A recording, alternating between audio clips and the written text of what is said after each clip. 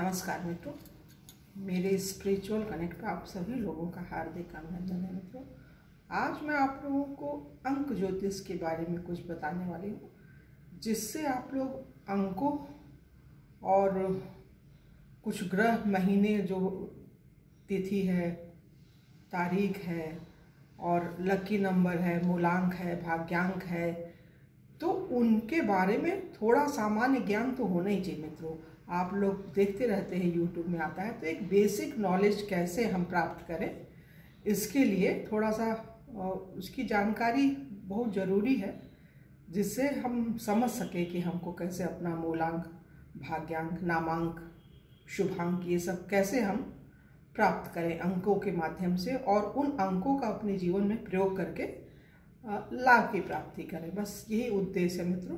तो चलिए शुरू करते हैं अंक ज्योतिष के बेसिक ज्ञान के बारे में, जो सामान्य ज्ञान है, जो कि हर व्यक्ति के लिए अनिवार्य है। चलिए शुरू करते हैं मित्रों। यहाँ यह जान लेना भी लाभदायक रहेगा कि प्रत्येक महीने का विशेष अंक क्यों और कैसे दिया गया है। ये सुनिए मित्रों, वास्तव में वर्ष का प्रारंभ, वर्ष की जो शुरुआत होती है ना, जैसे हमारे यहाँ चैत का नवरात्र जो बोला जाता है ना, हम गुड़ी पड़वा, ये सब जो है अपने जो हिंदू का जो महीना है, जो हिंदी वाला, तो वो वहीं से शुरू होता है। यही चीज़ यहाँ भी पाश्चात्य ज्योतिष, ये अंक ज्योतिष जो है पश्चिम देशों की ज्योतिष है, कीरो वगैरह इसके मेन है ज्ञान देने वाले, तो उसके बारे में तो वो मिलता जुलता एक ही जैसा, कोई बहुत अलग नहीं है, एक ही जैसा है। वास्तव में वर्ष का प्रारंभ मार्च की 21 तारीख से 23 तारीख, मतलब 21, 22, 23, इन 3 तिथियों से के दौरान ही होता है वर्ष का पाश्चात्य ज्योतिष में। वास्तव में वर्ष का प्रारंभ मार्च की 21 तारीख से 23 तारीख के दौरान माना जाता है। इस समय सूर्य बसंत या संपात की, मतलब बराबर टेम्परेचर वगैरह बहुत सही रहता है,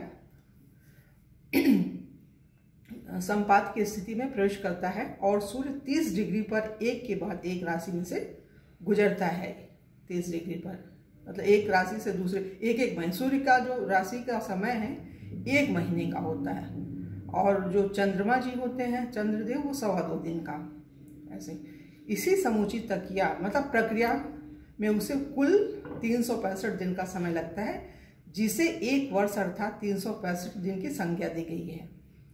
पृथ्वी हर 24 घंटे में एक बार अपनी धुरी पर घूमती है, और इस 24 घंटों में राशि चक्र की सभी राशियां पृथ्वी के हर हिस्से से गुजरती हैं।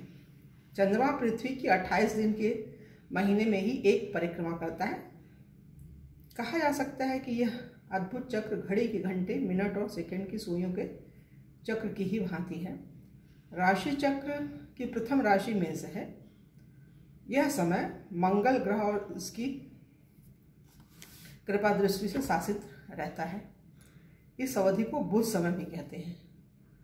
अंक 5 का काल राशि चक्र वृष राशि का समय है, जो 20 अप्रैल से 20 मई तक रहता है। यह राशि और समान शुभ की कृपा दृष्टि द्वारा शासित अंक है, और इसका अंक जो है 6 है। अंक 5 का समय मिथुन राशि का समय है, जो 21 मई से 20 जून के मध्य होता है। यह बुध ग्रह की कृपा दृष्टि द्वारा शासित होता है, और इस अवधि को 5 का अंक दिया गया है। अंक 2 और 7 का समय कर्क राशि का समय है। अंक 2 और 7 इनका जो समय होता है कर्क राशि का समय होता है, जो 21 जून से 20 जुलाई के बीच होता है। इस पर चंद्रमा ग्रह की कृपा दृष्टि रहती है, और इस काल के 2 अंक हैं। हाँ, ये विशेष ध्यान देने की बात है मित्रों, इसके 2 अंक हैं, 2 और 7 है। इसका मतलब इस समय को 2 अंक मिला है, 2 और 7 का। अंक 1 और 4 के समय को सिंह राशि का काल कहा जाता है, जो 21 जुलाई से 20 अगस्त के मध्य का काल है। इस समय अवधि को भी 2 अंक मिले हैं, 1 और 4। इस पर सूर्य अपनी कृपा दृष्टि रखता है। इस समय के भी 2 अंक है, 1 और 4। अंक 5 का दूसरा समय राशि चक्र कन्या राशि से संबद्ध है। यह अंक का, फिर से सुनिए मित्रों इसको, अंक 5 का दूसरा समय राशि चक्र कन्या राशि से, मतलब एक जो राशि है ना, उनको 2-2 अवधि मिली हुई है। अभी आप और आगे चल के देखेंगे ना तो क्लियर हो जाएगा, तब आपको समझ में आएगा। अंक 5 का दूसरा समय, राशि चक्र कन्या राशि से मतलब एक एक राशि के दो दो स्वामी होते हैं। जैसे दो राशि हैं, मिथुन है और कन्या है, तो इसके स्वामी एक ही हैं और समय अवधि को अलग अलग भागों में बांटा गया है। ये चीज़ है। अंक 5 का दूसरा समय राशि चक्र कन्या राशि से संबंध है।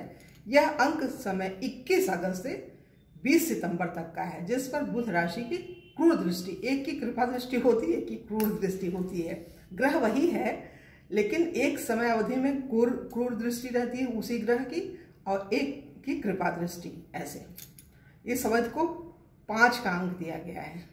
अंक 6 का दूसरा काल तुला राशि का काल है। अंक 6 का दूसरा काल तुला राशि का काल है, जो 21 सितंबर से 20 अक्टूबर के बीच का समय है, जिस पर शुक्र राशि की क्रूर दृष्टि है। देखिए मित्रों, ये हमने पहले बताया था। इस समय को 6 का अंक दिया गया है। इस समय मतलब इसमें समय जो है उसको अंकों के हिसाब से दिया गया है। अंक 9 का दूसरा धनु राशि चक्र वृश्चिक राशि का समय है। अंक 9 का दूसरा जो समय है धनु राशि चक्र की वृश्चिक राशि का समय है, जो 21 अक्टूबर से 20 नवंबर के बीच का समय है। यह मंगल ग्रह की क्रूर दृष्टि द्वारा शासित था और इसे 9 का अंक दिया गया है।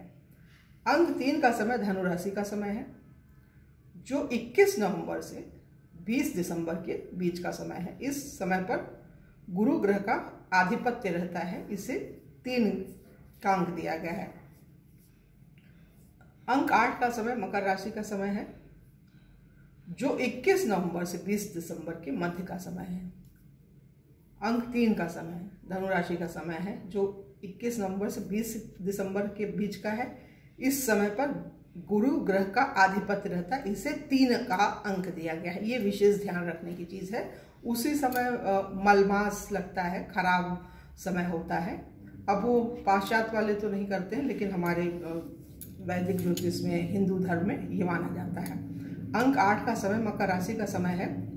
यह 21 दिसंबर से 20 जनवरी तक के बीच का समय है। इस काल में शनि की कृपा दृष्टि रहती है। वही हमने बोला था ना मित्रों, अंक 8 का समय मकर राशि का समय है। यह 21 दिसंबर से 20 जनवरी तक के बीच का समय। इस काल में शनि की कृपा दृष्टि रहती है। इस अवधि को 8 का अंक दिया है। समय को 8 के अंक का दूसरा पक्ष कुंभ राशि का है, जो 21 जनवरी से 20 फरवरी तक के बीच का समय। इस काल में शनि की क्रूर दृष्टि रहती है। इस समय को भी 8 का अंक दिया गया है। एक समय क्रूर दृष्टि का होता है, एक समय कृपा दृष्टि का होता है, और ग्रह वही होते हैं, अंक वही होते हैं, समय बदल जाता है उनका। और ये अग्नि त्रिकोण है, वायु त्रिकोण, जल त्रिकोण, पृथ्वी त्रिकोण। तो ये वीडियो मित्रों बड़ा हो रहा है, इसको कल की वीडियो में आप लोगों से बताएंगे, और इसको आप लोग क्रम से सुनेंगे ध्यान से तो आप लोग को समझ में आ जाएगा।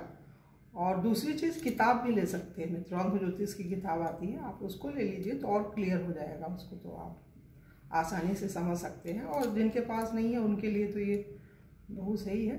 उससे एक व्यक्ति जब बोलता है ना तो उसका प्रभाव ज़्यादा होता है। जब हम भी शुरू में पढ़ते थे तो हमें भी एक बार में नहीं, फिर 2 बार, तीसरी बार में क्लियर हुआ तो वो हो जाता है। लेकिन जब यूट्यूब में सुनो तो उसका थोड़ा अधिक और अच्छा प्रभाव पड़ता है, याद हो जाती है चीज़ है ये। तो चलिए हम लोग अपने वाणी पे ही विराम देते हैं, और कल की वीडियो आप लोगों से पुनः मिलेंगे। तो तब तक के लिए जय हिंद, जय भारत, ओम शांति, ओम शांति।